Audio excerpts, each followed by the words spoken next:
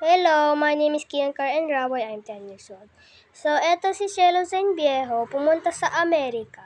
Sinunduhin namin siya sa NAIA Terminal 1 kasi pumunta siya sa Amerika. So, i-reveal natin yung daddy niya. Eto yung daddy niya. So, sabi yung mama niya ay, when my husband traveled in Philippines to pick up our daughter. Ito yung daddy niya. So, i-reveal natin yung face. Ito si Shelo. At ito yung daddy niya. So, na-reveal naman yung lips niya. So, i-reveal natin yung totoong face. So, ito yung daddy niya. Yaan. So, dyan ako. So, ito sa Manila City. Nagtutour kami dito sa Manila. And ito yung video.